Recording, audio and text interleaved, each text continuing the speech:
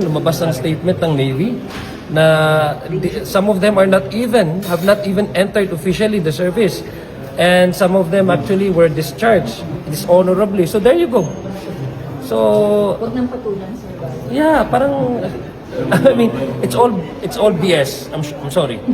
They don't even deserve a decent response from me. But what I can tell you is those who are behind their supposed press con, they have not achieved anything but present themselves as National Marites Council.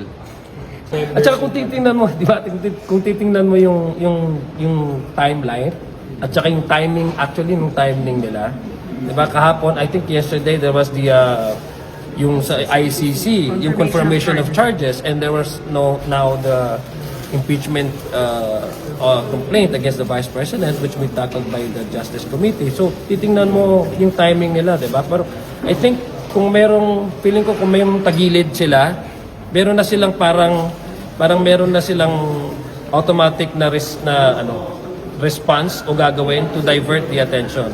Mahirap talaga pag meron kang sariling mundo. Dilulu tawag sa mga ganyan. So, hindi natin masyadong binibigyan ng pansin dahil wala naman itong katotohanan. So, I don't think they deserve a decent answer from me. A response. But unassigned nga eh, di ba? It's all BS. I mean, it's all BS.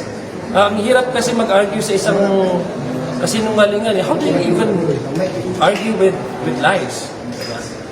So, and I think nakita ko nga kanina sa report, sa Navy ba yun? Lumabas ang statement ng Navy na some of them have not even entered officially the service, and some of them actually were discharged dishonorably. So there you go.